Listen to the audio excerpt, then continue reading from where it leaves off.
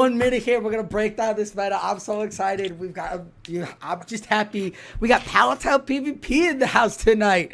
Yes. Yeah, we do. Yes. Yeah, Yes. we do. Yes. All right, Brown, you almost done? I'm waiting on you guys. All right. Well, I'm gonna put the bag of chips away, and I will count us Put the in. fucking Cheetos down, Put baller. the goddamn. Yeah. Just happy. We got Pallettown. The minute you put that away, I know that we will be ready. Just happy. All right, audience. I hear you crunching. Almost done. I'm waiting on you guys. All right, audience. Get ready because we're about to break into the Devon Corpse World Championship. Welcome all to the Poke Battle Network here on YouTube. I am Sosaflow. With me, as always, is my man, Bro. 1 minute here. We're gonna break down this meta. I'm so excited. I'm just happy. We got Pallettown PvP in the house tonight. Yes. Yeah, we do. Yes. Yeah, Yes. we do. Yes. All right, Brown, you almost done? I'm waiting on you guys. All right. Well, I'm gonna put the bag of chips away, and I will count us Put the in. fucking Cheetos down, Put baller. the goddamn. Yes. The minute you put that away, I know that we will be ready. All right, audience. I hear you crunching. We're having a great night. All right, audience, get ready because we're about to break into the Devon Corpse World Championship. Welcome all to the Poke Battle Network here on YouTube. I am Sosaflow. With me, as always, is my man, Brown Baller. He's been with us the entire time of Season 1. How you doing today, Mr. Cheeto? I'm pretty good. You know, I just had some Cheetos. I feel pumped. I feel excited. I know chat is loving it. It is time to go over everything today. This is going to be epic. This is going to be epic. You and I had an epic season of 6 amazing months breaking down every tournament in every meta and bringing up some incredible spice through our Poke Battle Network channel. But there are other groups out there like Matthew Brewer doing it all the way from England. Big shout out to him and Becca Chu for not being out there holding those down with their guides. But we have Pallettown PvP joining us today, Brown, and they are here. They also provided amazing guides and analysis through these wonderful metas with their first looks that were live on twitch.tv. And we want to welcome in Fish on a Heater and Lyles Jeff all the way out from Pallettown PvP. Welcome in, gentlemen. Hey, I'm here with my bestest Pallettown buddy, Lyle Jeffs. We are ready to smash this analysis. We're just going to smash it in the face. Didn't inhale any Cheetos, though, beforehand. So I don't know how ready I am, but we do have like an Australian Tim Tam packet in the cupboard here that I could smash just quickly before we get into it properly. Yeah, basically excited to break down this meta, and it's been a very fun, inaugural season of the Devon Championships series, and excited to wrap it up and see what they have cooked up for the World Championship.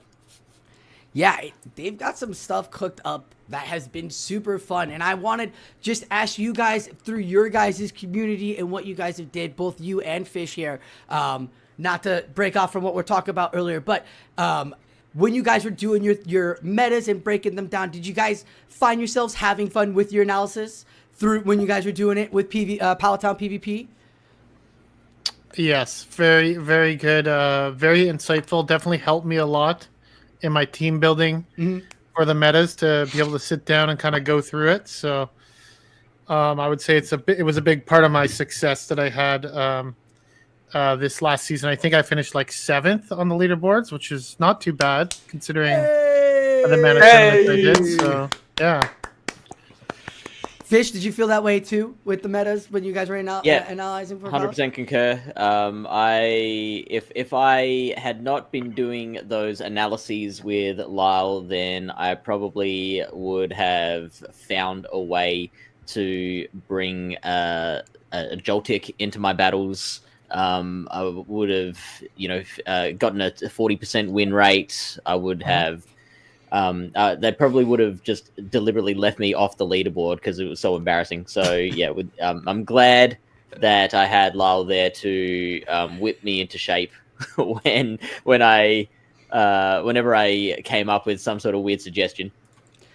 You guys provided amazing content. I watched you guys, and you guys were thinking up of stuff that Brown and I weren't thinking of. Because when we were breaking down stuff, we were coming up with wild like play styles and stuff like that. And I was like, I would always be like, okay, I wonder what Lyles and Fish are thinking about. And then you guys would bring up like Tentacruel, which didn't even cross the radar for Knockout Cup until when I saw you guys, I was like, oh yeah, because that had just gotten the skull buff then too. So I felt like we were just coming up with so much fun stuff. Brown, did you feel that way as well? Like, I did, yeah. It was definitely so much fun this season. Like, all these metas were just amazing. Just a lot of fun for us to do a lot of unique things and just get back into the swing of things of doing, I love team tournaments. Team tournaments team gameplay is the best. Mm-hmm. But, that's solo gameplay, sometimes it's just, nice to just relax, kick on some music and, play a little solo. I agree. I love it. It's super fun. And that's why we're here, because it took a very giant hit in the community and a kind of a long period of time, but we finally got grassroots back up. And all of us jumped on it, and that's why we're here tonight, because all of us have been there from day one of this, being able to give you, the battlers, some amazing analysis and some amazing tournaments and organizations and building up our communities, as we had tried with the Sylph grassroots back in the day. Now we've got Devon here, 6 wonderful metas, and now we're going to get and talk about it as a TO over at Poke Battle Network. I tried to do locals. I had my locals come through. I only had a couple. I'm in a smaller kind of community, a smaller town, but it was building, and it was regular locals. So I was happy to have the same people that showed battling interest show up, but the growth wasn't as big as I would have liked it to be. But I know that there are other TOs out there that had a lot more success, like Fish on the Heater and Pallettown PvP, as they ran their tournaments and had amazing success with their remotes. Fish, how was it as a tournament organizer trying to get people to come and join these Devon Corp metas? You know what? I I was thinking about this during the season, where you've got incredible tournament organizers like Zion, who's out there, who he will put in the legwork to get players to his tournaments. Like, he will DM everyone on his Rolodex individually and tell them, hey, here's this tournament we got going. Here's what time it starts. Be great to have you along. And, he gets the results that way. Like, his tournaments are absolutely popping whenever they happen. We just kind of put our tournament out there, tagged people in the server, and then whoever wanted to turn up, turned up. And we still managed to get some decent numbers. We were getting, sometimes we were getting 6 rounders, sometimes only 5, but we were skirting that line. So I was pretty reasonably impressed with our turnout for those tournaments. Wow, 5 or 6 rounders. That's incredible. That's great. And especially remote. But you're established Discord. You've been around for many years now with Pallettown PvP. And you and Lyles have been just doing meta after meta on first looks with your your live streams.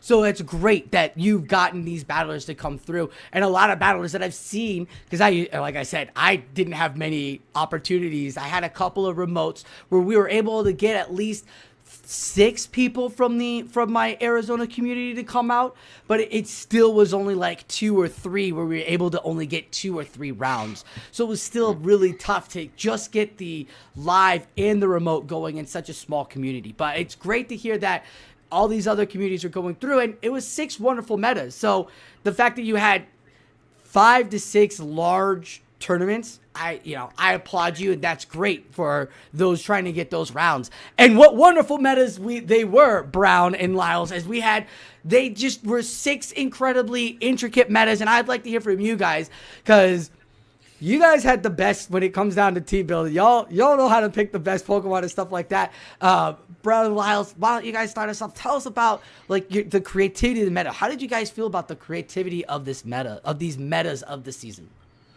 I feel like these metas, it felt like no matter what game you were playing, it was always really close, and it's very, very nerve-wracking the entire battle. It's just like it could have been gone to either opponent the entire game, which is how these solo metas are supposed to be. There really wasn't any too dominant matchups there, which is nice. Sure, there's obviously matchups that are winning and lose better than others in certain scenarios, but that's PvP for you. Mm-hmm. Yeah, I thought overall, like, not every meta was my favorite, but I'm sure maybe if it wasn't my favorite meta, it was somebody else's, right? So, and there was definitely some that I liked more, but overall, I think they did a pretty good job balancing, like, of the versatility of Mons being used, also like trying to limit some RPS, as well as making it interesting by like banning some Mons that maybe people are a little tired of seeing from Open Great League. So I think overall they did a really good job. Yeah, they did. I mean, at the beginning of January on Wishful Wonders, who would have thunk that Scold Wish Cash was just going to be so dominant in OGL and in Devon Corp's Knockout and in Devon, what was the second one? Rainstorm or something like that. Like, Wish Cash was a monster for the first two, but then they understood, like, yeah, we got to get rid of it, and they evened it out again, and they found other ways to do it. What was your guys's, and this will be for all three of you, what was your favorite meta? If you had to pick a favorite meta, what meta did you like? I was thinking about this. Yeah, Zodiac, I think, was my favorite meta. Okay. Yeah. This is so easy. Sovereign. I've never felt a meta I felt more comfortable in, especially like when I was did that practice video with Fish. Like, like he said the Oink, and I'm like, yeah, that's pretty good. And then like I played against him, like, man, this thing's really good. Yeah. Yeah. Like just the feeling of just realizing how good something is, like, especially while doing it with on these videos, it like the realization of that is just fantastic. It really put some spark into battling again for because obviously that big gap for us, it was very detrimental, I feel like, to a lot of us, but just that feeling of just hope and rejoice that these new metas have brought to us is fantastic and where we need to be. Yeah, I felt the same way about Sovereign Cup, and I would have put Sovereign Cup out there, but I just love the intricacy of genetics and just the whole thought process, and not the new form genetics, not for Battle Frontier genetics, which I think they needed to do after genetics got a little RPS there for gym breakers. But the new, but I do like the old genetics for just 1 month, finding one tournament and doing it, going in there with a mindset of parents with ghosts, and then just trying to find something to work for you. Just an incredible meta, and I truly loved it. It was super fun. It was so creative. So I felt that was good. But I'm right there with you. I felt that there was so much meta, so many metas that you were just so close to being down to the wire coming off of it. Fish, did we get yours? Oh, no. And that's because I don't feel like I could pick between my children. Like, they're all... But seriously, it's Sovereign. It's which one? Yeah, Sovereign. Sovereign? I'm exactly the same so as Brown good. Baller. Like, just all the normal types, just the attack of the normals. Normal types rise again. Yeah, I mean, Sovereign was good, don't get me wrong, but just I don't know why. Like, that was the Tundra, or not Tundra, Zodiac was the first time I used the Shadow Frost last, and that thing was crazy, dude. Like, it was just so much fun to use. Avalanche or triple axle? Triple axle. Like, I was just like degenning through people. Like, they would save 2 shields, and I'm like, bro, you're not making 3 charge moves here, guy. Like, I'm fast moving you down. Awesome. That's real. That's fun. You'd powder snow down like an Excadrill there. Oh yeah, Excadrill was cooked. They thought yeah. Excadrill was their Frost last counter. It was hilarious. That's so funny. Yeah. What great metas, what great concepts, you guys. This is wonderful. We've talked about all of the first season. It's so wonderful to be back there in the grassroots and being able to do this. As we said, it brings us a little more life. You get to play with new things. You actually get to try things out, or forced to try things out and realize how good they are, and maybe even bring it out to your locals or out to other ones, as we see in many different ways. And that is great, and what I expect for the future of the metas. Now, there was an up of being creative and being back up there, but I did hear out there by a lot of the audience members that some of these metas might have been a little too intricate and a little too down to the nitty gritty. And I as a Sylph battler or as a grassroots battler, I did not feel that way. Did you gentlemen feel that way? I mean, sometimes it's situational. I mean, it all depends upon the team composition sometimes. I mean, there is that ability. I mean, I'll say some were more simple than others. What was it? Rainstorm, I think, was 3 types, whereas Genetic was definitely very complex. But, I mean, that's the thing, is having those simple and complex, it keeps things fresh. I mean, as Lyle said, sometimes your meta may not be a month, and you may struggle a month. But at the end of the day, you know, it's getting those battles in, and you're still going to have, you know, overall a good performance. You may lose more than some, and that just happens sometimes. And it's hard to take, but sometimes. But, you know, it's finding how to be able to bounce back in a difficult meta, because it's like in play Pokemon, there's metas I absolutely loved, and there's metas I absolutely hated. But it's just figuring out how to just get through that as best you can and find as much success as you can. Nice. Yeah, well said. Well said.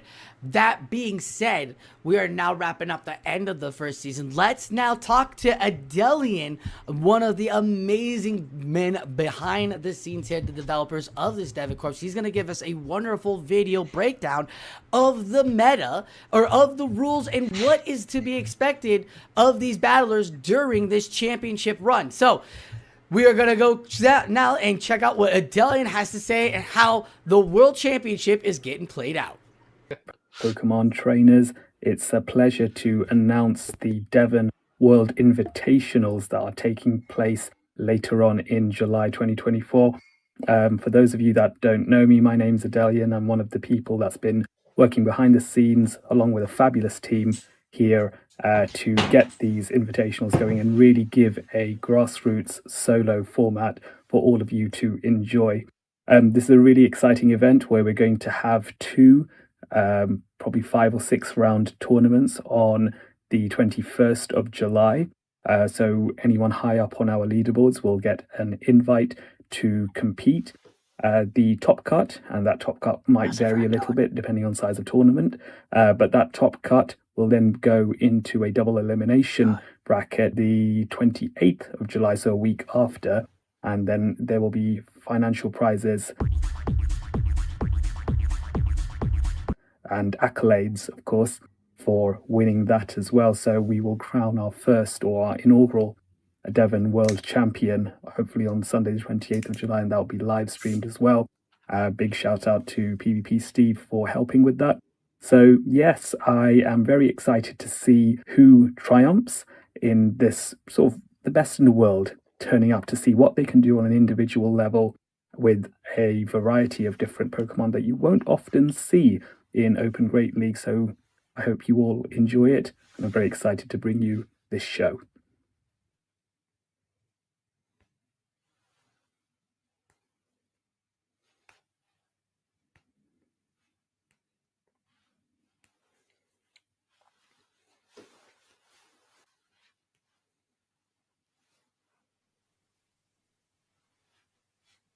All right, Fish. Now that we have figured out that we shouldn't be talking while Adelian is giving us the rules and breaking it down. Yeah, why would you do that, Smith? I'm sorry. He's giving us so much great information right there, folks. That is Adelian, a wonderful developer, breaking down what the battlers will be doing. The top 64 of the leaderboard will be joining in a 2 tournaments on July 20th, and that will be broken down, and they'll be invited out there, and those 32 battlers will battle it out in a Swiss tournament, and the top 4 of each tournament will go on to the grand finals, right, on July 28th, and they will play in those 8 battles will play in a double elimination. Fish, there's prize money, there's metas, there's Swiss, there's double elimination. This world championship has it all. Yeah, and I like the Swiss into double elim format. I reckon that's the best way to run a Pokemon Go PvP tournament. It's there's discussion about when and if the play Pokemon scene is going to adopt Swiss into double elim, and I can't wait for that day because I think that is the best, most fun, most fair way to run it. Right, I think Swiss for the play, like everybody gets to play, everybody gets a chance, and then everybody gets to grow. Even if you're at a bad tournament, you're still battling somebody and learning what you can do to move on to the next one. It's not like, oh, I flew 2 hours to have 2 battles, and now after waiting 7 hours in between battles and half the day is done, I have nothing to show for. I didn't even get enough. I got 6 battles. That's not even a full 2 sets. That's like 1 set and 1 extra battle. That is awful. That's not what we battlers want. We want to battle. We want to be out there to battle. So if they can adopt Swiss, it's wonderful, especially when you have big tournaments with 32 battlers out there where you want to battle other battlers. Man, oh man, how many times are you like, oh, I get an opportunity to battle like so-and-so? Like, how great would it be just to like get the opportunity, not even if you're doing well, like say they're having a bad tournament, right? We've seen it where, who's had like a good, some top person has had like a bad 0-2, like, yeah, you know what I'm saying? Yeah, I mean, I've done it. Yeah, like that's it, yeah. But you know what I'm saying? Like, but if you would have just, even if you were 0-2, like someone to have the opportunity to play against Fish on a Heater, who was top 16 in last year, yo, that's gotta amp you up as a battler. Like, let's take that challenge on. Totally. And so I'm digging that format for this particular tournament, the World Championship for Devon. Now, you said that it is happening in 2 tournaments of 32 apiece. Is that just a first come, first serve? Like any person who is invited can pick, and once they get to 32, then that one's full? No, what is happening is they split it into time zones as well to respect everybody from around the world. So I think the first 32 is from like Japan, have like Japan hours, and then the next 32, what were the times again that he had up here, my friend? All you need is the times. There it is. 5 a.m. Eastern, 10 a.m. UK, 6 p.m. Japan will be for Europe, India, subcontinental friendly. So that will be for all those battlers from those regions. That will be their play time. And then 4 p.m. Eastern, 9 p.m. UK, 5 a.m. Japan will be NA Latinum friendly as well.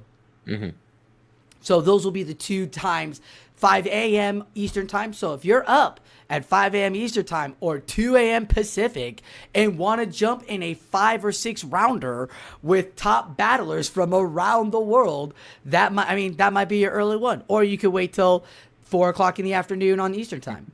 But yes, so those are the 2. 32, that'll be 5 rounds, won't it? 5 to 6, yes. Yeah. Cool. Yeah. And so they're taking the top 4 from each to battle in the grand finals. So do you have any like picks on who you think will make it? I love the top. Oh yeah, I've got ideas. Yeah, I've got ideas, friend. We've got the leaderboard right here, and we'll get into leaderboards with everybody too. And everybody's gonna have a chance. We're gonna do it with just talking about the rules, and then we'll have the guys next. We'll be talking about the meta and then this as well. But welcome to the leaderboard, ladies and gentlemen. As you see, we'll congratulate everybody in a second. But Fish, you asked a wonderful question. Do I have a pick on it? And I have to say no. And the reason why I don't have a pick is because of the Swiss option. If everybody loses once, then it could be a randomized top 4 where like Riblet, who only has 12 wins and 7 losses, gets top 5, but Buckeye Fitzy, who has 13 wins and 6 losses, gets 4. Granted, they each went 4-1 or whatever their score was, but that could happen in this situation where Buckeye Fitzy, because he has 1 extra win in the matchup, could end up taking it. Granted, the records could still be 4-1 throughout the time. And with meta that we have coming up, it's anybody's game. You can play with anybody's playstyle. So I have ideas of who I think might end up in the top 8, but I know that with the top 64 that we have here, Fish, it's anybody's game. It's anybody's game. Yeah. You? Look, I've played against Riblet. He has wiped the floor with me every time. That doesn't happen very often. It's pretty rare for me to go 0-3 in any sort of format, but Riblet has done it twice out of 2 sets now. I have been like running through tournaments and then matched up against him, and he's just found a way to, like, even those classic ones where you think like, yeah, I've got this in the bag, and then they just find a win con. Like that's what Riblet does. So, Sovereign Cup tackle. Yeah, don't get me started. Don't get me started on tackle down. So if I have to pick someone out of like a lot of these players, like I faced against Jacko Loco as well. I've faced against I think I might have faced against SS Thorn, or maybe that's just in play Pokemon practices. I've faced against a few of these in the Pallettown tournaments, and like I know how good they are. So, but if I had to pick just one, I'd probably go Riblet. Riblet, yeah. Riblet was sort of, my practice guy. Like, in the tournament, I was like, hey, where are you going for tournaments? And he sent me to Pallettown, and he sent me to other tournaments. And then he would win them, and I'd be like, hey, can we get your footage so that we could show it off? And so he was like the guy you could watch live stream and everything, and watching his runs and stuff like that was just incredible, because he always found a way, even if he had the loss. Like, and this was the beauty of the metas too, was that you could lose the lead. I don't think there was one meta. I want to bite my tongue before I say that, because I feel like I know, because there were some that were RPS, but I don't feel there was one meta that was like, you're gonna get RPS no matter what. I feel like some things got a little RPS once people got a little more hectic in their team building, but people like Riblet did pick it out. I got to play against Espresalto, Jackal Loco, and Right Force, and CO is a beast. I understand why they're up at these top, because they too found ways, but they were bringing in the craziest Pokemon team lineups, and I was like, oh my god, I didn't even think about these Pokemon. Bringing in, what did CO bring in that I was just like, this is incredible? Oh, he brought in Barbaracle at one of them. I was like, oh, Barbaracle will be good. And then I think it was maybe Knockout or something like that, where you're like, oh, Barbaracle could be good. And then you played with Barbaracle and it didn't feel good. But then CO brings Barbaracle and you're just like, how did you make that work? And he does. Real bad. Right? So there's so many great battlers here at the top 64. Like, I'm just so happy to see that. And you said there were some of your locals on here too. I see Mudkip AZ, one of my local. He got it up on here. So good for him. Happy for him to see him make it into the top 64 here. I'm a bit annoyed because like I was traveling, so I didn't get to play the last 2 months. I only got to play the first 4, and I came. I think we found I was 89th. So like, I nearly qualified, only playing 2/3 of the season. Where are you? Where are you? Yeah, there you are. Fish on a heater. Yeah. You're not very spicy. Disappointed. Hey, no. Look, if we're going to talk about disappointments, let's at least give our shout outs and good lucks and maybe cross the fingers that they get the invites to number 65, 66, and 67s. And so off to Mama Climbs, Diorasaur, Curdy Wordy, Joey Can, Jacare, and Dragon Silk. All of these names we've seen across the Play Pokemon scene or have come across the Pokebattle Network channel. They have been shown numerous amounts of times. It is so hardworking and battling every cup and just almost making it in. So a big shout out to them for making it to the last 5, round of applause. You could beat yourself up, Fish, but just imagine if you didn't do it and you were just 65th and not 89th. That would be worse. Plus I was, traveling, which is I'd rather take that. Yeah, exactly. But yeah, congratulations to those guys for getting as far as they did. Yep. It's been an amazing season, and it took a minute for the leaderboards to come up, but we finally have them. They're finally recalculated. These leaderboards are super fun. As you see, you've got Legends, Elites, Ace, Gym, and Novice. You've got win rates. You've got global percentages around here, threat percentages. They've really done a great job with Devon Corp's giving us the leaderboard. So with all of these metas that we've had, with all of these battles that we've had, it is now time to talk about the meta that all of these battlers are going to end up doing. So we're going to kick it over here to our guys, Brown and Jeff. Fish, you have one more thing to say or anything else you want to talk about with the run here, the cash prizes or anything of this World Cup run? Thank you so much to those people who have donated the prize money for this tournament. That's a big deal. Mm-hmm. Putting your money aside for a cause like that. I mean, it's enough to get first place $400, which is a plane ticket to a regional or to Honolulu right there. So some of these battlers have some good money to be saving up for, or pay off that Italian vacation trip you just had. Yeah, because I'm not getting any trips to Honolulu. Dang it! Curses! Okay, question. If there's anyone on the list of 64 who can't make it to their tournaments, do we know if it cascades? Yes, it does. That's why we're saying good luck, and that hopefully the 70, those shout outs to those who do get to make it, they do get the opportunity.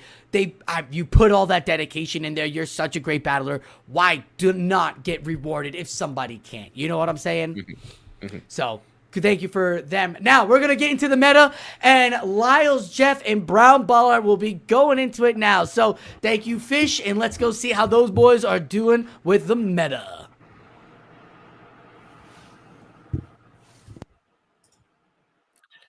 Yep. What's up?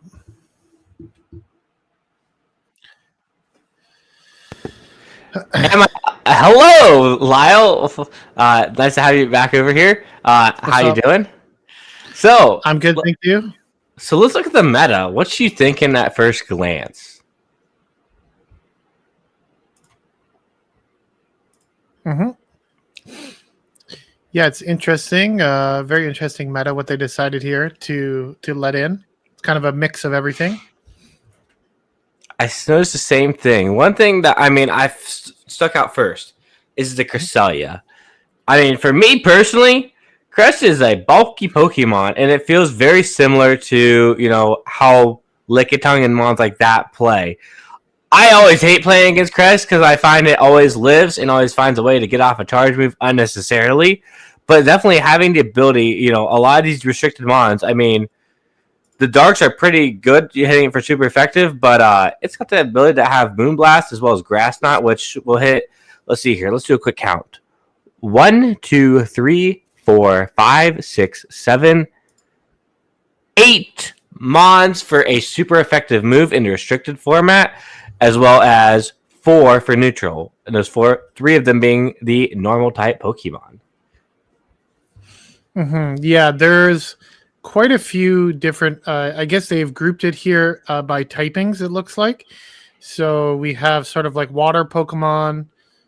This is like a bug, I guess. Poison, ground, normal, fighting. What is this? Dragon, grass, ice, rock, and dark, and then one fire type. So the fire type that we see there, that Typhlosion. Now, I know I personally prefer Shadow Claw.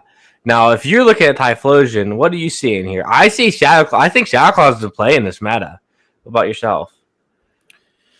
well, there is quite a few normal and dark types, but I mean, are you really winning those matchups though? As is, against those normal types. I mean, maybe Munchlax, I guess, would be the best one, but I mean, Gradient's already going to beat you. I mean, Miltank with that rollout's also just going to already beat you. I mean, are you actually gaining much by having that shadow, by having that Shadow Claw, or losing much? I mean, sorry. yeah, I mean, I would probably run Incinerate just because it's very oppressive for fast move damage, but I could see an argument made for the other moveset as well. So, any Pokemon in particular that you're seeing here in the unrestricted that could be low-key sleeper picks? Yeah, there's quite a few actually. Some very interesting ones. Like some of the ground types seem kind of interesting. I think Dragon in general looks very strong in this meta. Mhm. So, and you have quite a few options here. As you know, part of the requirement, I believe, is you can't overlap types on your team. I believe that's a requirement. I'm not 100% sure, but so you have to be very careful when you're building this out. Yeah.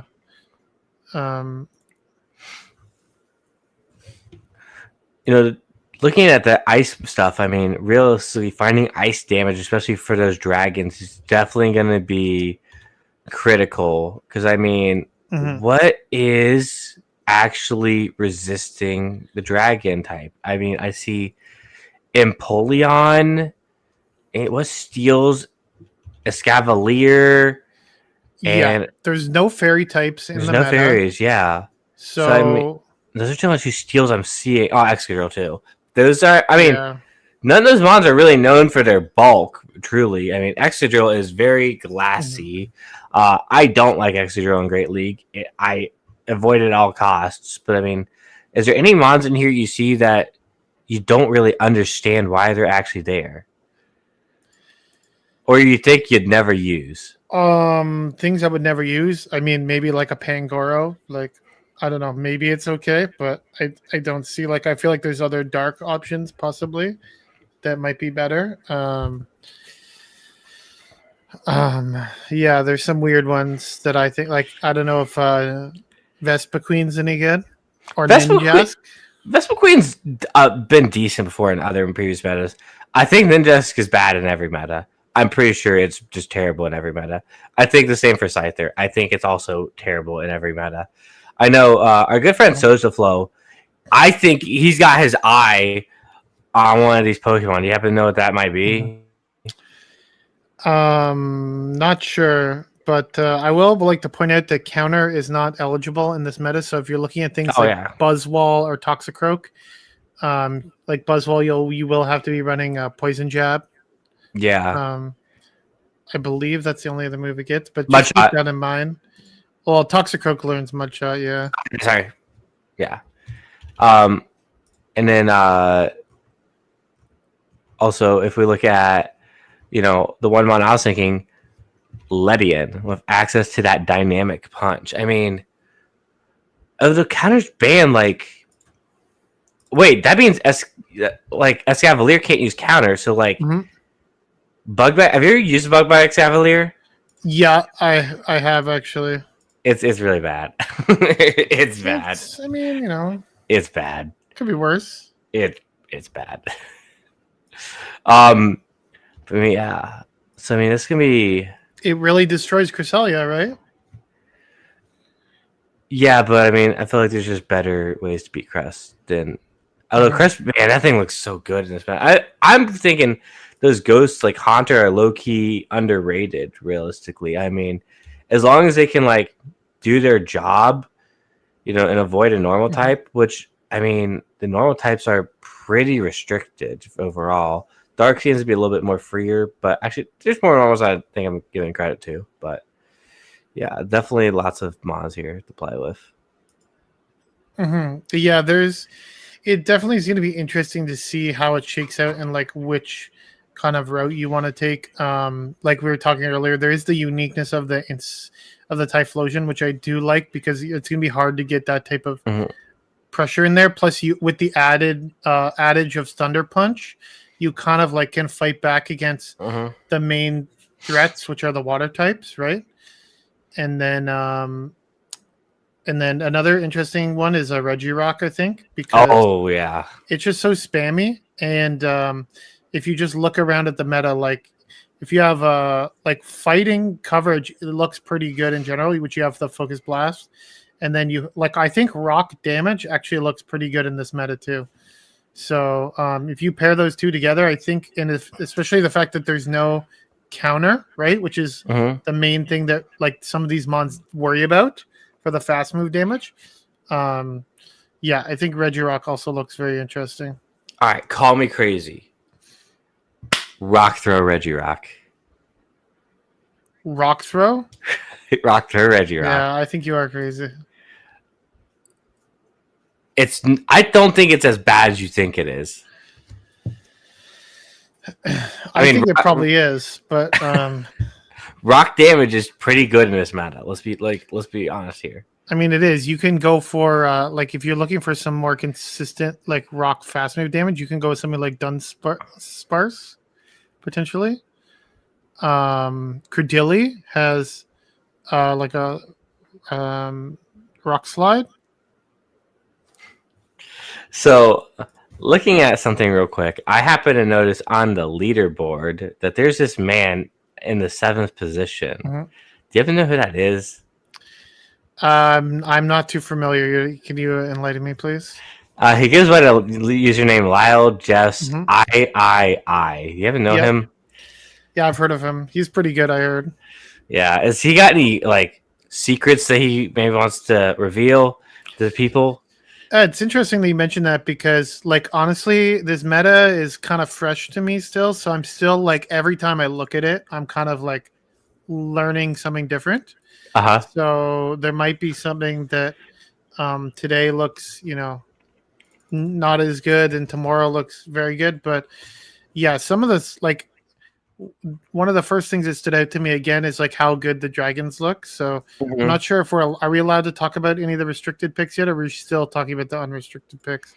Yeah, we can talk about anything. Because I mean, if we know the dragon's really strong in this meta, like there's usually the king of the dragons is Altaria, right? So I think like there's a strong case to be made for having Altaria on your team. Or like, and Brown Baller was saying Cresselia as well.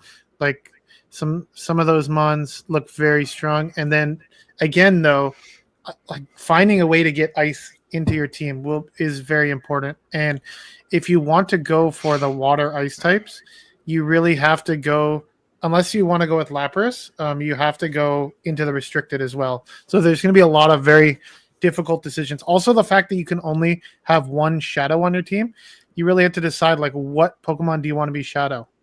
Yeah, that's a great point. So like if you look at the shadows, what in your opinion is a waste of a shadow pick, or maybe an overrated shadow pick? That is a good question here. I mean, it depends, I think, on your team in general. But like, let's say Jumpluff, like I'd say the regular is probably good there. Poliwrath, again, you might be able to get away with the regular in this meta, depending. Like Sableye, I haven't looked at the matchups, but a lot of times in these custom metas, the bulk of the Sableye can really help you. But if we're looking at things that do require shadow, I think like Typhlosion is one of those ones, or Gyarados if you're looking at it, like those types of mons really do benefit from the shadow. Gallade as well, from that extra shadow damage. So one thing I'm just not really seeing in this meta, maybe I'm wrong, I'm seeing a significant lack of grass. Yeah, the thing is, there is a lot of dragons, and water is pretty common though. I mean, Like, I think is it Jumpluff and Tangrowth the only grass types in this meta? oh, you also have Credilli, but that's Ah, in the rock slot. So, So Mhm. what are your thoughts on Toad with access to that Community Day Ice Beam? And maybe, if you're feeling, spicy, Mhm. could, run Ice Beam Earthquake, but you're probably not running that because you like winning. But, having access to, all three, Scald, Weather Ball, and Surf, I mean, Shadow Politoed with that Ice Beam, I mean, I think it could definitely have a pretty menacing play on this meta. yeah, I think Polito does look good. There's quite a few water types, for sure that look interesting. Again, Politoed. I mean, if you are running that though, you do get walled by other water types, so you kind of have to like balance that, right? Mm-hmm. How you want to have it played out. So it's definitely going to be some tough decisions because, again, do you want to balance like coverage against water types, coverage against other, ice coverage, water coverage, because there is some things that you do want to be hitting with like the water, like the ground types, like some of the dark poisons and stuff. Like you can really hit hard with like a scald or something like that. So, or an earthquake potentially. And I know we briefly mentioned on his brother, Polyrath. Mm-hmm. So, I mean, you really have access to the entire kitchen sink in this meta. You can personally run my favorite moveset, and that's Bubble Pup, Icy Wind. Bubble Pup, okay. I mean, it covers everything. I mean, what was that one meta where we had, was it Ember, where we had Charizard like dominant everywhere? Mm-hmm. I loved running Bubble Pup Polyrath because it was really fun because I found Charizard really annoying. But we don't have Charizard in this meta, but I mean, Bubble Pup Polyrath, I mean, if they're going to get rid of our counter, we got to get creative some way. And, they're not thinking that we're going to run something crazy like Bubble Pup Polyrath. Or we could, or we could run Mudshot Pup Polyrath. I think Mudshot Pup is a little crazy, but imagine shielding a Pup bait because your opponent doesn't know the moveset and then landing a Scald or an Icy Wind or an Ice Punch right on that dragon. I mean, that would be pretty devastating. So yeah, lots of play. I mean, I feel low-key Polyrath definitely might be. Polyrath looks very strong. I mean, there's a reason they banned counter, right? So I think anytime you can get some sort of fighting, anytime you get some sort of fighting coverage into your team, and the fighting and ice coverage, I think looks very strong in this meta. There's only a few mons that would like completely wall that moveset. So. Now, I guess, is there any more closing thoughts you have before we transfer it on over to Fish and Sosa? No, I think definitely for now that's mostly everything. It's going to be very interesting to see how everything shakes out here. I was waiting for the group to mention the returns. I mean, I was waiting for you guys to return to talk about the return. So, I mean, yeah, do you and Fish have any thoughts on the return meta, the meta that was, going to be 6 times return? I think everybody personally, we don't need shadows. We have return. We have return Drapier. We have return Skuntank. You bring your return Typhlosion. There's tons of return users. Yeah. You bring your return Polycraft. Return Credilli.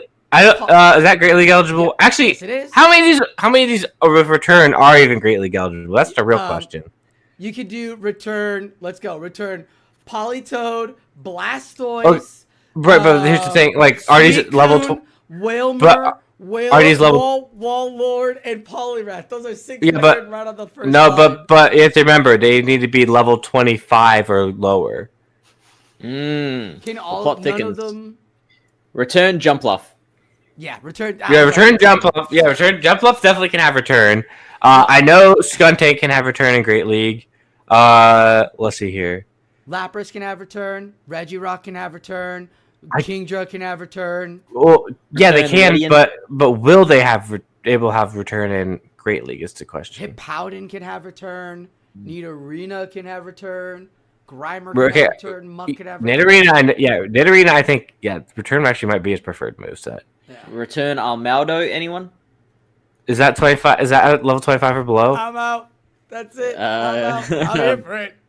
I'm let here me for look that return Almaldo. I don't know either. Uh, This meta Yeah, well, is you- great. This meta has so many opportunities, and there's so many Pokemon. Like you guys said, without that counter now, unlocking so many different things and making Pokemons be different types of usage, right? You can't use that counter on Poly, but Bubble Pup now get real creative. And I don't know if anybody else recognizes this, but this has been the kind of MO from Devon since day one, where they really want you to bring your playstyle, your kind of battling attitude, whether it is bringing Poliwrath and people like, okay, it'll be a mud shot, it'll be super easy, and then you're like bubbling down, it's actually a water fighter against all the grounds and fire out there. I mean, Pup on Bubble against Frostlass could actually put some really good damage down on it. So there's some interesting play like all around, which is what I love about Devon. So I did just look it up. Polyrath cannot have return in Great League. It gets too high CP. You're just breaking our hearts. Lame. But you can run. But you can run Celio with Body Slam return. Okay. Mm-hmm. Yeah. Oh, I baby. mean, tons of return battlers out there. But as we were saying, Now, hang on. Why would you want to give up Aurora Beam? So you can return stuff because people aren't going to shield it. Let's be honest. I was about to say, why are you giving up Water Pulse? So you can return stuff. What's worse now, Aurora Beam or Water Pulse? Like they're still so bad. Aurora Beam definitely worse. Yeah, probably doesn't do as much Water Pulse damage. got buffed. Yeah, it lost a little bit of energy, so it doesn't take up too much now. Great. But you can run. But you can run return Quag. You can. Mm-hmm. Yeah, Yes. That's a definite thing. That is possible. You can run And- return Umbreon too, and I believe return Miltank. You can't run either of those because they're not shadows. Umbreon is Shadow. You can get Shadow Umbreon. It's Shadow- dark, but it's not shadow. Oh, I thought There's you no- said there's the no- thing. nope. Okay. One day. One day, yeah. I'm Anyways, waiting for that we're day. on the- Shadow we're on the Eevee. reel of The little return. red eyes. Little beady little red eyes. More red eye from this Umbreon as if it isn't. But here at Poke Battle Network, we love looking at metas and breaking them down and giving you our picks and letting you know what we think are going to be used by all the battlers here. So tonight, with everybody here, we've invited Pallettown PvP to give us their restricted Pokemon and then 2 Pokemon that they think are going to be used from the pool down there below. And let's start off with top number 7 in the world, Mr. Lyle Jeffs here with his picks, because we just want to hear from one of the top 10 in the world. I mean, who better to start us off with? Yeah, I mean, Cresselia is always very strong whenever it's allowed, and as we were talking about earlier, there's very limited steel types in this cup, which is the main thing that threatens Cresselia. So it's like the moves that it has can kind of like give it very broad coverage against the meta, and it's very bulky, right? Frostlass, I think. Should I talk about the other ones, or do you just want to talk about the first one? We'll talk about your set of 3. Absolutely. Okay, I think Frostlass is just a very good sweeper in general, and it's the Avalanche Shadow Ball combination. Okay. Seems like it's going to hit almost everything for at least neutral, so it gives it a lot of like flexibility on your team. And lastly, I put in Dunsparce because I felt like the combination of rock plus ground coverage seemed very strong in this cup. Like a lot of teams were kind of weak to rock or weak to ground. So, because there's a lot of poisons, there's a lot of flying types, some ice types, fire types. So I thought it seemed like a pretty interesting pick there, sort of like a flexible all-arounder. Nice. It was wonderful in the Sovereign Cup, and Frostlass is Frostlass. Like, well, no one's arguing with you on these meta picks. Yeah. They're great. Like, literally, you guys had touched up on it a little bit that there's not that much rock damage out there. So if you can pick up rock damage, absolutely, and especially if Frostlass does become big or these dragons do pop up, that's good play right there. Nice, nice. Brown Baller, sir. Let's get your top 3 right there. Your picks of 3. Well, I started out with restricted. I felt Urian's really, really annoying. It has access to 2 fantastic fast moves, and 1 really, really good one. But you're not really going to use Bullet Seed anymore. I don't think so in this meta. I think Mudshot's just going to be better here. But, I mean, you will be able to just be spamming body slams like crazy. I think Crunch is definitely going to be the second preferred moveset.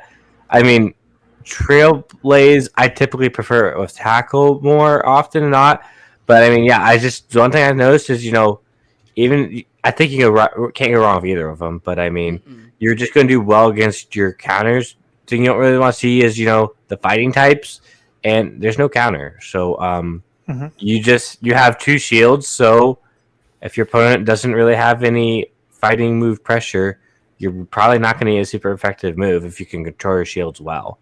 And that's also why I went for Regirock as well. I mean, you're going to force your opponents to hit you with, not fighting moves. You have to hit it. Water is going to be a little more prevalent, so Regirock could be a challenge to face. But I think you can only have 1 water Pokemon on your team. Am I not correct there, guys? Is it? I mean, Yeah. you can have 2 Pokemon from the restricted area, so whatever you want, could be Walrein and Quagsire, or But is it?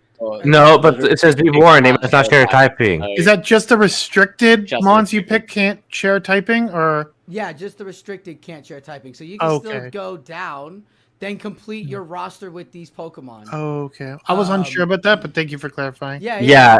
I guess that's a little bit. Finally run that all water team. Yeah. Yeah. All but 1 water team. All but 1 water team, right? All water and Cresselia with the grass knot. So Yeah. you're just ready to take on whatever. I mean, with all the waters, I mean, like, how are they going to do into the other waters? I think that's going to be the key metric that a lot of them face.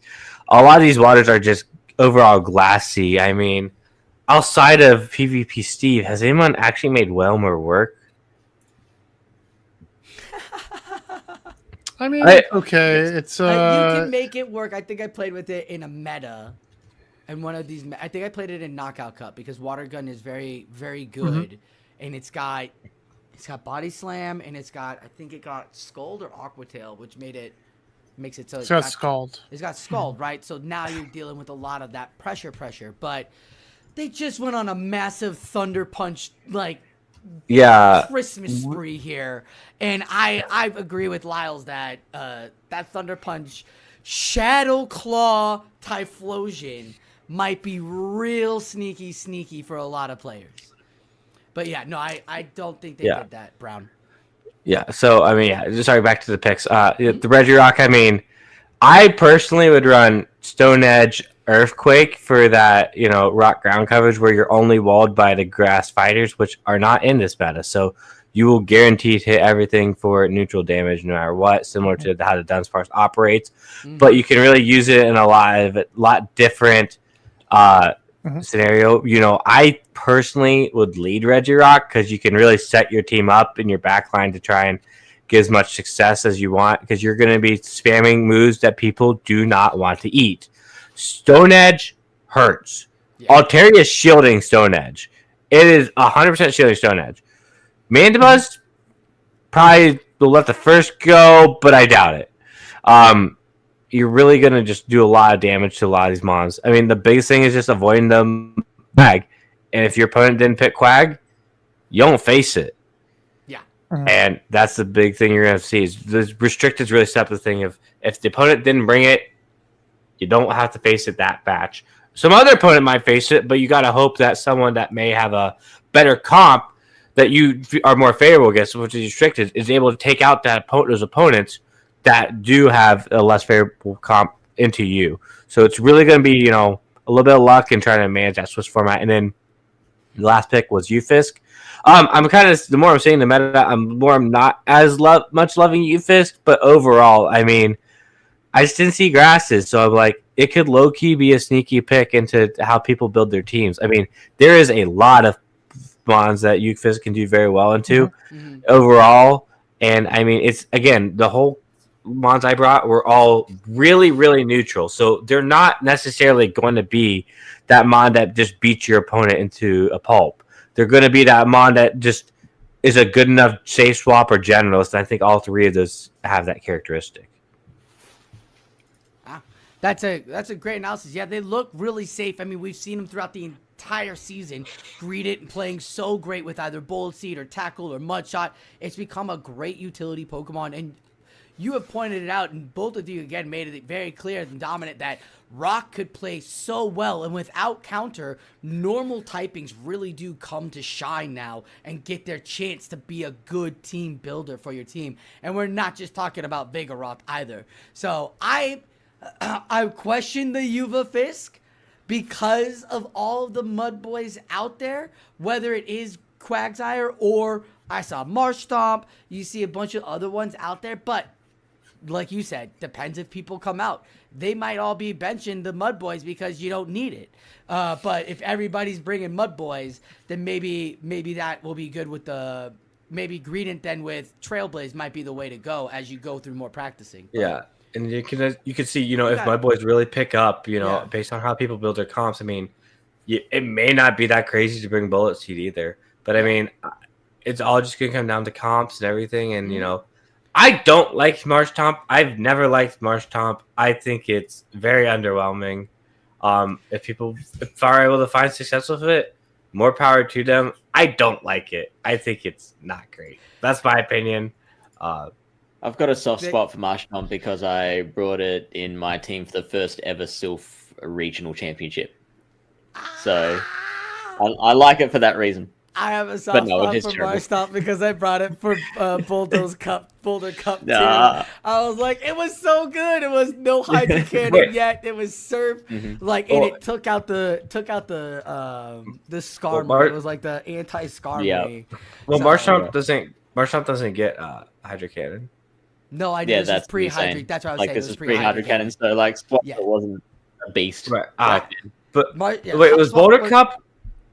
Was Boulder Cup double Scarm Cup? Yes, that was a double Scarm, double Medi, double all of that. So if you had a Marshtomp, you're looking pretty good. You're like, yeah, come on, Surf. But that being said, you have a great lineup. And so wonderful team pick 3 right there. Neutral Fish. You got some spicier ones up there.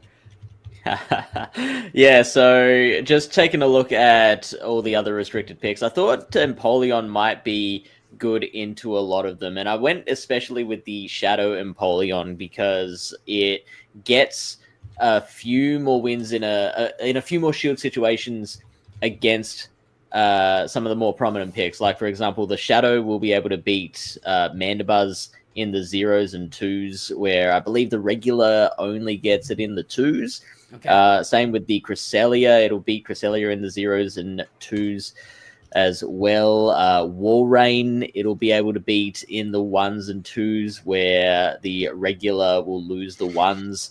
So, I'm definitely digging the Empoleon, the Shadow Empoleon in particular. And I thought I'd do something pretty innovative with the rest of my team, where I've paired Empoleon with a dragon, which I don't think anyone's done before. So Goodra is my second pick. And I think Goodra is something that has just a fair amount of coverage against the things that can threaten Empoleon. So obviously there's no counter around, so it doesn't have to worry about that. So it's really worrying about... Oh, and there's not much electric damage going around either. So it's really mostly worried about like the ground types or the things throwing ground damage. And I think Goodra does pretty well into a lot of those Pokemon, like your the Hippowdon and things like that. Beware is just cute. And that's why it's in my team. Beware is not cute. Beware is a savage beast that will rip you to shreds, okay? Yeah, it'll do it. I sense some hostility, Lyle. No. I know a specific trainer that's favorite Pokemon is Beware, and if you call it cute like that, he will end your life. So Oh, okay, cool. All Aw, right, Beware noted. it is so cute. Like you just want to It- hug it. It's like the last. yeah, but it will kill you with its hug. Yeah, that's that's the thing, lore. though. So will The Snorlax, Pokedex but entry you is want to like- sleep on top of them anyways. Valid, fair point. I also another really good reason for Beware is that it beats it beats a lot of Lyle's picks if you play it right. So You also have a really That's important. good move set on there too. One of the few that have fighting move, right? Since counter's banned. yep, that's right. And also the option of payback or stomp as the other move. Mm-hmm. Yeah, Beware the Cresselia counter. Yep. Hey, Yeah, that's Drain Punch, beware. Drain punch, let's go. Let's go. Is that defense? I forget. Is that defense, right? It drops. It raises your defense and drops your opponent's defense. Are you kidding me? The Cresselia gone. Cresselia who? Frost Yeah. what? Chomp, chomp, chomp, chomp, chomp. Yeah. Avalanche me all you want. Shadow Claw, Shadow Claw, Shadow Claw, Shadow. What is Giga Drain, Mike? 35 or 40? Is it 35 or 40 energy, right? Giga Drain. Giga Wait, Drain? what? Or draining, sorry, draining punch. Okay, Draining 35 punch. energy. It's 35. 35 energy? Come on. 7 Shadow Claws, and we're just doing more super effective fast move. Beware is a ferocious cutie pie. But seriously, if I was in Worlds, I would not run Beware. Don't do that. But you suggest it for people to run it in the worlds. No, okay. So you know what? Here's I'll be real with y'all. I came up with these three before the official rankings were up on PV Poke. So I was looking at the rankings like, oh, Beware's like looking pretty good. And then like I look at the official rankings just before we come on, and I'm like, oh no. Oh, no. Are you kidding me? You can't, like, if I learned anything from some of these, like, metas where you have to go and pick random Pokemon, right? You can't really bank off that because they're good because other people brought the top whatever Pokemon, or they're ranked because of the top whatever. You could only bring 2 of, like, the top 10 you could only pick 2 out of the top 10 Pokemon. After that, it's everything down below. So, like, I think Beware, you could, just like the Poliwrath, I think someone could have some really good time really going at it because like like it's been showing, there's no fighting move right now. And if you've got Shadow Claw and you can boost that and you can put hurt on the normal typing and then chow down that Cresselia or Frostlass or whatever ghost that's out there, right?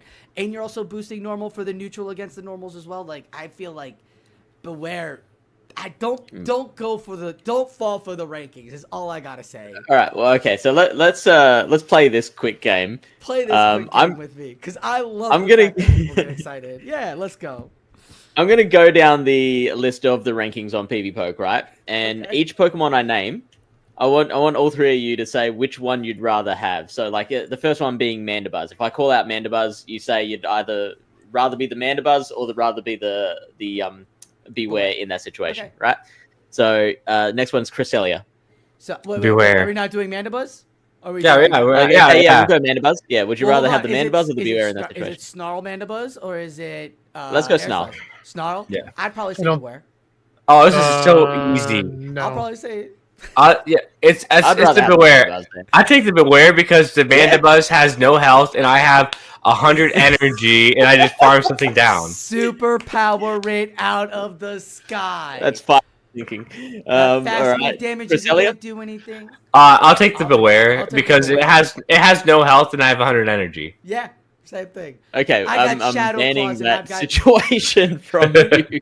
I've decided to put Giga Drain, Draining Punch instead of Superpower because I don't like debuffing myself. Yeah. I'll explain the situation. The Crest took out my entire team, and all I have left is Beware, and it has a little bit of health left. All right, Shadow Poliwrath. Would you rather have the Beware or the Poliwrath? Beware. Yeah, the Beware. Poliwrath doesn't have counter. I'm taking Beware. Yeah, I have shields. It's got a dynamic punch though. That's what I have shields for. Cool. Dynamic punch is 50. Draining punch is 35. I'll get to my third draining punch. I'll get a shield. Like, we're gonna have That's not how math works. All right, Like, Shadow Glade is probably the first one I'd probably rather. Okay. Have Yeah. I don't think Shadow Glade is good. I think it's bad. I think Hakamo. Yeah. I would say Mandibuzz and Hakamo would be the first two I don't want against Beware. The others, I feel like I could get shields. I can make my team work against them. With Beware, I feel like you have a great Beware. I know you're trying to be like, you see, they're all top. Let's just go down the line. Mandibuzz, Cresselia, Mandibuzz, Cresselia, Empoleon, Hakamo, Altaria, and Quagsire. 6 out of the top 10 Pokemon are restricted. So you're only getting 2 of them. And then Beware can do anything else to everything else. Like, that's just, like I say, I don't follow the rankings, but I see. Yeah, that's fair. That's fair. I understand, like, it looks so good, though, against everything else. So don't fall for the rankings. You have a good pick there, buddy. You have a good pick there. I feel like Slowbro and Golduck are the only ones I really don't want the Beware because that confusion kind of hurts. Yeah. Wait. Hold on. Hear me out. Who wins the ones? Charm Gallade or Beware? Oh, yeah, absolutely. Charm Gallade. What are we? It's a Shadow Gallade, right? World? Yeah. Wait. What? Wait, what's beating Charm Gallade? I mean, how's Charm Gallade do versus Hakamo? Actually, how does it do versus a lot of stuff? I bet it does really well. Gallade's the only one that knows how to disagree. Gallade's the only one that knows Charm in this meta too. So, look, Charm, it's kind of good. It's kind of right. surprising. Charm Shadow Gallade versus Mandibuzz in the ones with Snarl. No, Gallade. I mean, Air Slash would definitely beat Gallade, but with Snarl? Gallade, because I two-shield my Charmer every time. Yeah, but, like, are you still grinding down the Mandibuzz with 2 shields? Probably. I'm going to try. I'm telling you right now, I'm not having Beware and Gallade Charm on the same team. I'll give you that. Like, that's crazy. I won't put that matchup on there. But Charm Gallade, I would invest 2 shields. You might find that. I feel like you could find that. Find the Pokemon that's going to put that terrible pressure down, that really heavy hitting, weak Pokemon that you can invest 2 shields and then have the neutral Greedent, have the neutral Registeel or Cresselia soaking up all the energy. Like, that is a play style that could happen. This is why I just love these metas. Devon Corp's providing it. But yes, Fish. Yeah. Well, I guess also Gallade has confusion too, which kind of like destroys Beware. Oh yeah. Oh yeah, that move. I'm actually shocked to find out that Charm Shadow Gallade beats Mandy in all even shields. Let's go. Right? Because it survives an aerial ace with like a quarter of its HP left and gets to a close combat. 2025 season Charm Gallade. Give Charm one more damage or one more energy, please, and then Charm needs buffs badly. I think if Charm gets buffed, I think it'll be a different monster out there. Umbreon and a lot of these fighters won't feel so comfortable. Like, they need a buff Charm and they need a buff Razor Leaf again. Excellent. Fish, is there anything else on your 3 Pokemon? I know we kind of went on a weird tear there, but you have a great pick of 3 here with the Empoleon and the Goodra with your Beware. Like, any final thoughts on your last 3? I just want to officially change the Beware pick to Shadow Gallade with Charm. Yes! Shadow Gallade with Charm. Okay. It will happen. We'll get that up there for everybody. We'll fix that in post. But thank you for your pick of 3. On the other hand, I went with the Mandibuzz as the restricted because looking at a lot of the restricted, looking at a lot of stuff, I noticed there aren't steals. There's no fairy out there. And I felt that I don't really want Snarl. I'd rather have Air Slash because there's a lot more things that Air Slash will hit for neutral damage. And with all of that fast move pressure, I prefer that. So you can do Air Slash or you can do Snarl. Either way, great Pokemon to have because of things like Cresselia that just pops out there. Some of these fighters, some of those neutral, real thick, normal type Pokemon that are there in the matchup. So I really like this Pokemon. I think Mandibuzz is going to have some good play all around. I'm a little scared of Drain Punch Beware. I feel like that could be a thing. Gotta be on the lookout for that. But I don't think many battlers will be rocking it. I also don't think a lot of battlers will be rocking Rock, and if they are, I think I can get that Dark Pulse off in time and do some extra good damage and put it to halfway done and get the rest of my team to do damage. And the rest of my team, I was like, oh my goodness, there is no grass out here and the waters are running wild. Get out of here. What is happening? There's only Tangrowth and Jumpluff as the grass type Pokemons that are out there on top of the Crawdilly with the rock typing, but the waters still affect that because some of those waters have that ground type of Earthquake or have Mud Bomb. So is Crawdilly gonna be safe enough for you, especially with Bullet Seed? So I went with Jumpluff because it's got that Fairy Wind, which is just a mud shot with the clone. So you're just building up the energy. You got Energy Ball, you got Acrobatics, you can have Return, you can have Play Rough. This Pokemon, I feel, is going to be very, very good for some battlers who want to have it. The Fire Pokemon that are out there is just an Incinerate user, so you can definitely hit it with some good damage and either get the shield or nuke it and get it off the table. That's my thoughts on the Jumpluff, especially with the rocks flying around. Then you get my favorite. Oh, I'm so happy you didn't tell everybody. Brown Baller, thank you for not telling everybody. He's like, I know there was something that Sosa was happy about. I got on the Furret phone the minute Brick Break came out for Sovereign. I picked it up and I was like, let's go for it. Let's do it. The amount of spam and damage. We talked about it earlier in how most of these metas, you had this like anxiety that down to the wire, last second knockout, fast move, coming down to it. They have a shield. It comes to energy and fast move. You can't really throw anything. And so I went with Furret because it's got Brick Break, which debuffs my opponent and just does so well with the tackle. And then it's got Dig. Now there's no Steel, but Dig is so neutral against those ground, against that rock typing, and hits all those poisons that have that dark typing to go against Cresselia, or those ghost poisons. We haven't really talked about them. That Gengar Haunter Bro combo, that's a real dangerous combo out there that might be something that you can put, that you might be aware of if you're seeing all these Cresselias. That 2 combo right there could come out and could put some good pressure down, as they are good spam and high attack hitters. So those are my 3 Pokemon right there. I feel like those 3 Pokemon are going to give any world champ or any world finalist a good opportunity to either get shields or give them that lead opportunity that they need. Yeah, that's a killer analysis. And that's making me want to run for it. Right? In my wasteland battles. Yeah, you didn't even mention Hyper Beam for it. I don't even care. I took Ferret with Brick Break. Once it got it for Sovereign Cup, and I played it with Gym Breakers, and I was the macro play was so incredible because you get to, it's so thick, it doesn't go out right away. There's not counter out there, so you're soaking up just normal moves. So then you can throw the Brick Break, swap out, bank the Brick Break in the back. You're not debuffing yourself, and it's only 35 energy. It just makes sense. Like, I hate Superpower. I think Superpower is the most BS.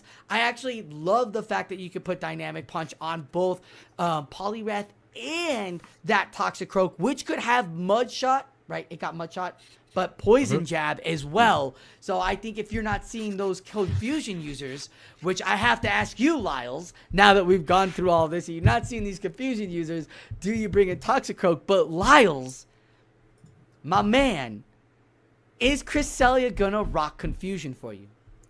Is there a higher chance for Cresselia to rock confusion for you?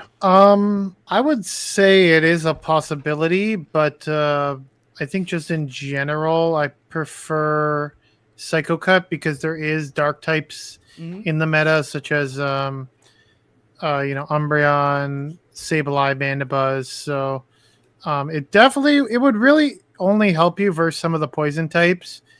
So I don't think I would run it, but I mean, it is a possibility. Good. Gents, looking at all of our teams, we've got some good fast move Pokemon out here with like great fast move damage. I noticed that's a theme. Do you feel like that's going to be the way to win? Something with a good fast energy move? Like Powder Snow, Lock On. You got Dragon Breath right there. Some good, quick, fast moves to actually, not for energy wise, but to get that final chop, chop, chop, chop. To just get those last little, 2 HP. Yeah, fast moves win games. Charge moves win games. Fast moves win championships. Mm-hmm. Is that a Brown Baller quote, or did he? I made it up. I made it up right on the spot. Just right on the spot. We're gonna coin that tattooed on my face. It's a great one. That's a great one. Me and Lyle have talked about this before. How like we always prefer Pokemon that have a decent balance of the two. Like they tend to be the most dynamic Pokemon, the ones that can adapt to the most situations, the ones that have enough fast attack pressure that you can pivot and fast attack something down if absolutely necessary, but then enough charge and attack pressure to be able to burn shields to set up the rest of your team or to close out a game if needed. So those ones tend to have the most use cases. Yeah, and you can't block a fast move. Yep. True. 100%. 100%. Gentlemen, these are amazing picks. I hope some of the battlers of the top 64 do look at this and will take them on.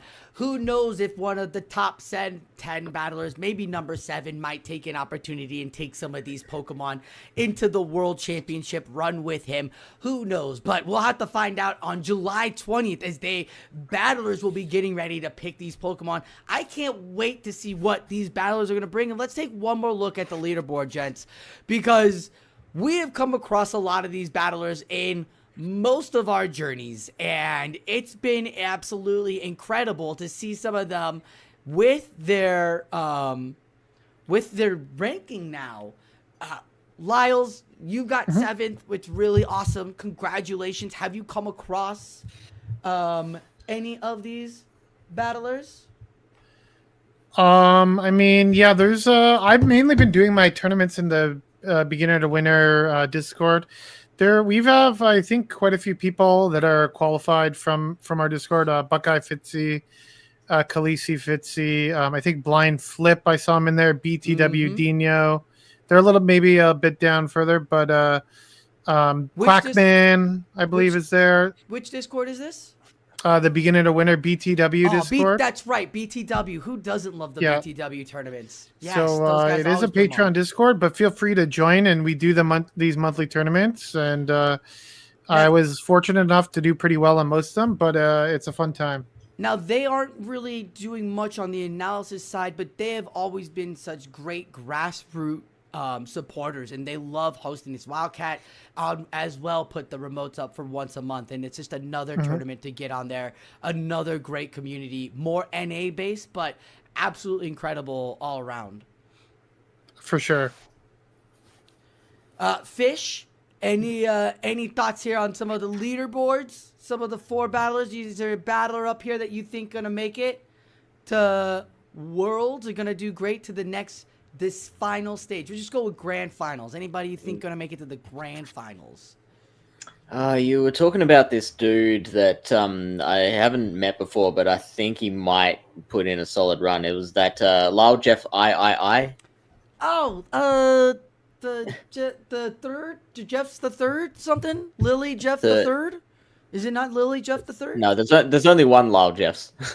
It couldn't possibly be the third. Regional champion Lyle Jeff? Yeah. The legend himself. They should call him Lyle Jeff the first, because he ain't finishing third. I'll take a third. I just want to see if I can make it. Well, this is for we still have the qualifying tournament coming up, right? So The top 64 will go to the qualifying tournament. Yeah. Right. Yes. Okay. So, come third in that one, and then come first in the finals. I dare you. Gents, I noticed I see a lot of my rivals that I've seen on my path and journey in the top 64. Is that the same with you guys? You guys see a lot of names that were in your tournaments that have played in BTW or in Pallettown, right? Yep, definitely. I was mentioning it early in the stream. Riblet is one of them. Jacko Loco. Jacko. Yep. Yep. The CO as a beast might have played in one or two of our tournaments, if I can remember. I played against them in Knockout Cup in Pallettown. Yeah, there you go. So yeah, a few of these names, and so it's really good to see a lot of them here. Yeah, it really is. You host these tournaments and you hope that, the winners get their chance to get the opportunity to go to Worlds and be able to show up, because there's so many regions out there. But it's wonderful to see that, you guys who provided these platforms and BTW can continue to provide a monthly platform for battlers to come to and feel comfortable to bring in their new play style and just have a great time with people that they've seen either through a month or 2 months ago is just wonderful. And this is a great reward as a TO, as an organizer. This is kind of like the reward you want to see your guys in the top of the list and have them go to fight to make it to the top of the world. And thank you, Fish on the Heater and Pallettown PvP and BTW for doing that for people in the tournaments, because it absolutely is an opportunity to get them out, especially since it kind of still feels slow. I don't think we have everybody in the world yet to be battling, but you have these locals, you have these small people that are coming and they're joining and they're battling and they're continuing to show up. And now they're being rewarded with a great opportunity to get on the main stage this July 20th. And it's just awesome that we get to have grassroots back. I promised myself I wouldn't say that, and I almost said it. That's right. Yeah. No one noticed. No one noticed. Great for you. That's gonna wrap it up for us with the leaderboards. Brown, we didn't ask you your pick though. Real quick.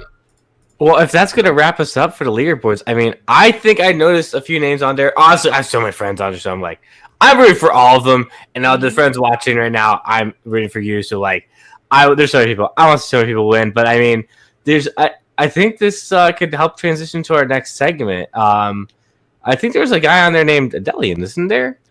There is a lad named Adelian on there. And yes. I think he's number 24-ish, I think, or somewhere around there. Oh, 22. Yeah, I think I think he has another statement coming up, doesn't he? Or am I ahead of myself? You're right. You're right on time. We'll get right into it with Adelian on this statement. But thank you. Yeah, that was great for the leaderboards. Let's see what Adelian has to say here to have this amazing journey with you all on the grassroots PvP scene. Devon is coming to a little bit of a close with the first season, but that doesn't mean we're going anywhere, because we are, of course, very keen to see this journey continue that little bit longer. So what can you expect going forward? We're hopefully going to have a longer season in the future once we get things set up. We will hopefully be applying a little bit more polish to the website, making sure that leaderboard is as good as it can be. And also, if there are any tweaks that need to be made, maybe the rankings team will be involved with that. Hope you guys will bear in mind that this was a little bit of a beta season and we were getting a lot of things set up along the way through the season. So appreciate your patience. So what I'd ask for is for more of you to give it a try, take part. We will give more details on how to be most effective at climbing up that leaderboard, and hopefully we can have an even bigger setup in the future with more world championships to come, more sort of legacy reputations built, and so hopefully people will look and do Devon. They will do, of course, their team-based formats, the official circuit, and they will be able to enjoy each and every mode of playing Pokemon Go PvP for its own reasons and have a really enjoyable experience. Thank you all, and I look forward to seeing many of you in a battle very, very soon. All right. That is it with Adelians. Thank you. It's amazing that they gave us this wonderful season and a wonderful time out there. So appreciate him jumping out there and giving a good, big old thank you to everybody. And thank you, as always, to the battlers, the TOs that showed up to Devon Corp's tournaments this season to help make it even what it was this year. Without you, we wouldn't have had tournaments. There wouldn't have been TOs. There wouldn't be a leaderboard. There's at least 400 people out on this leaderboard right now that participated this season. And next year, there's going to be a heck of a lot more. We are so excited that this is back. We have different metas. We get to play with different puzzles and create new things. And I just love it. So thank you, Adelian, and thank you to the Devon Corp's battlers for providing and giving us this season. Gentlemen, that's gonna wrap it up for us tonight. I just want to say thank you to the Pallettown PvP boys for joining us, these men for hanging out and giving us their thoughts on this. You guys have been so amazing this season, Fish and Lyles. Like, it's just been wonderful to just go and watch you guys and give us your other ideas and thoughts on what could work in metas. Really, really love it. Thank you. Our pleasure. Yeah, not a problem. Thanks for having us on. Definitely a lot to think about as we head into this World Championship. I'm going to have to step up my game. Excellent. We hope so. Can't wait to see what you bring and how you bring it out. Fish, how can people get a hold of all the greatness that Pallettown PvP provides? So Pallettown PvP is a YouTube channel, Twitch channel, and Discord server, Twitter account as well. So probably the easiest way to access everything we do is to find us on Twitter at Pallettown PvP, and there will be a link in our bio to everything else that we do. Awesome. Thank you. I mean, it's incredible. You guys hosted amazing seasons, hosted a great series. So you guys are great. It's been wonderful having you on stage. Lyle, can people find you outside of Pallettown? Yeah, you can find me on Twitch at Lyle Jeffs III, twitch.tv. Or again, you can find me in the BTW Discord as well, or on Twitter under the same name. So. Excellent. Congratulations on both your world runs this summer, as you have an incredible feat ahead of you. I'm sure you're really excited, as the rest of us are like, what are we doing now? Like, there's no new meta. There's just no season. Like, what do we do now? So real jealous that you get to still have that hype and get into it and get fierce and have battles that mean something. So good luck out there, sir, and enjoy all of that world run. Thank you. Brown, what a season, my guy. Thank you so much for always being at the side here and helping provide a different outlook on all of these metas. Yeah, thanks for having me. I mean, definitely a fun season. It's gonna be a lot of fun, preparing all this content for upcoming worlds, and maybe we can get another video 2 or 3 out before the end of the season, and see what we can really do to provide some amazing content. I'll be over on my Twitch channel, twitch.tv/brownbar10, and then hopefully on a couple more videos with Sosa as we try and find out how to really engage the community and really put out the best content there is for you guys' entertainment. Yeah, because season 2 is gonna come, as Adelian says, so we want to be able to give you all of that and get it out to you. That's what this was about, because like the gentleman over at Pallettown PvP and us and the gentleman over at Matthew Brewer's channel, there wasn't that much content going out with Devon. So these are some amazing content creators that bring up amazing analysis. Go and watch all of them, even on their spare time. If it's not Devon, they have fun, play Pokemon or GBL style battles. Go check them out on their channels and go give them love, because it's incredible, their thought process and the Pokemon they bring out. that's going to wrap it up here at Poke Battle Network. Thank you all for joining us. Really appreciate you all for being here for the entire 2-hour run of our Devon Corpse World Championship Guide. That's going to wrap it up for us. I'm SozaFlow. This is the Poke Battle Network. And like always, keep on battling.